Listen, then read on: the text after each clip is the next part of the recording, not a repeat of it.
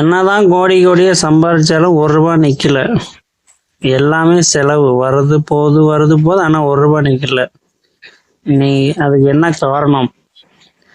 முன்னோர்களுடைய சாபம். அதாவது நீங்கள் உங்களுடைய தாத்தா பாட்டிக்கு நீங்கள் திதி கொடுக்கல, தர்ப்பணம் கொடுத்துருந்தால் இந்த நிலைமை உங்களுக்கு வராது. ஸோ அதனால் 3 அமாவாசையில் பார்த்தீங்கன்னா நீங்கள் ரொம்ப திதி கொடுக்கலாம் பெரியவர்களுக்கு. தை அமாவாசை, ஓகேங்களா, அப்புறம் புரட்டாசி அமாவாசை, மகாலய அமாவாசைன்னு சொல்லுவாங்க, ஆடி அமாவாசை, அதுவும் மகாலய அமாவாசை. இதை 3மே ரொம்ப சிறப்பு. இதில் நீங்கள் திதி கொடுத்தீங்கன்னா அவங்களுடைய ஆசீர்வாதம் கிடைக்கும், பித்திருக்களுடைய ஆசீர்வாதம் கிடைக்கும். உங்கள் லைஃப்பில் நீங்கள் டெவலப் ஆகலாம். ஸோ இது ரொம்ப ரொம்ப முக்கியம், ஓகேங்களா. எவ்வளோதான் சம்பாதிச்சாலும் எதுவுமே நிற்கல அப்படின்னும் போது அவங்களுடைய சாப விமோச்சனத்துக்கு நீங்கள் ஆளாயிட்டீங்க. நீங்கள் அவங்கள நினச்சி கூட பார்க்கல. ஏன்னா அவங்க எவ்வளோ சொத்து சதவீதம்லாம் சேர்த்து வச்சுட்டு போயிருப்பாங்க. ஆனால் நீங்கள் என்ன பண்ணுறீங்க, அவங்களுக்கு ஒரு அமாவாசை அன்னைக்கு ஒரு காக்கா கூப்பிட்டு ஒரு சாதம் கூட வைக்க மாட்டீங்க, ஓகேங்களா. அதனால் அவங்க அமாவாசை டைமில் அவங்கள ஓப்பன் பண்ணி விடுவாங்க. இந்த மாதிரி உங்கள் வீட்டுக்கு போயிட்டு சாப்பிட்டு வாங்கன்னு சொல்லுவாங்க. அந்த டைம் நம்ம வீட்டுக்கு வருவாங்க. வீட்டுக்கு பார்த்தா நீங்கள் எதுவுமே செய்ய மாட்டீங்களா. செஞ்சதெல்லாம் அவங்க யாராவது சாப்பிட்டு பரவாயில்ல அப்படின்னு வாழ்த்திட்டு போவாங்க. இந்த வாழ்த்துக்கள் தான் அவங்களோட வாழ்க்கையில் முன்னேற்றம். ஆனால் எதுவுமே பண்ணாமல் இருந்தால் அவங்க பசியோடவே திரும்ப என்ன பண்ணுவாங்க, அதாவது 7 காத தூரம் போகணும் மைல். அதனால் 1 வருஷம் ஆகும்.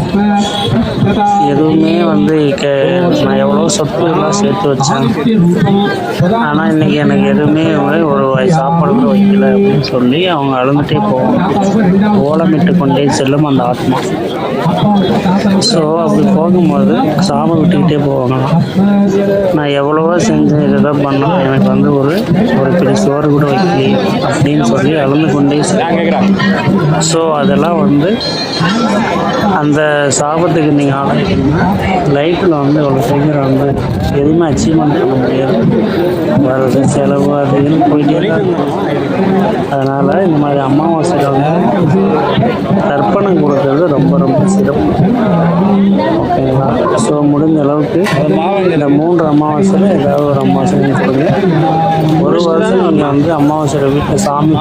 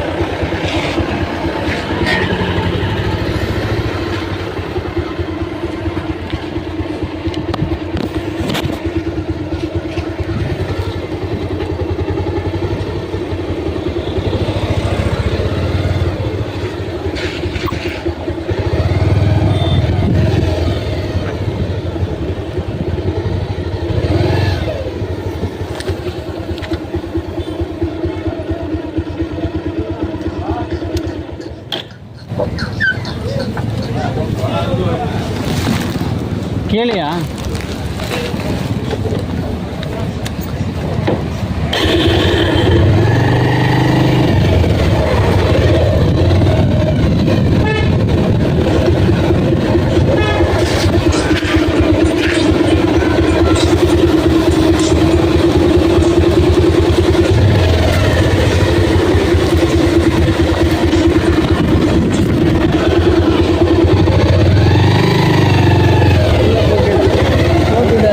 கீழே கீழே போகணுமா?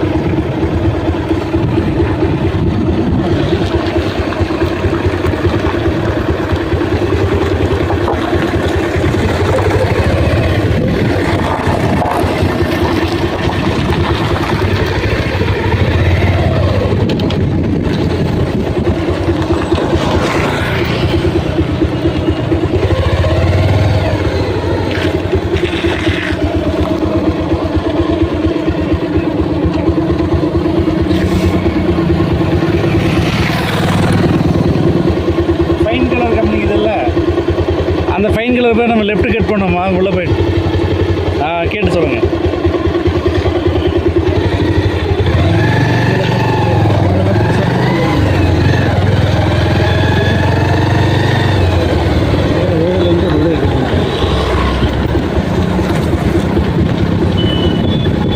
கீழே வழி போதா? அவ்வளோதான். ஆள் அடிச்சு யாராவது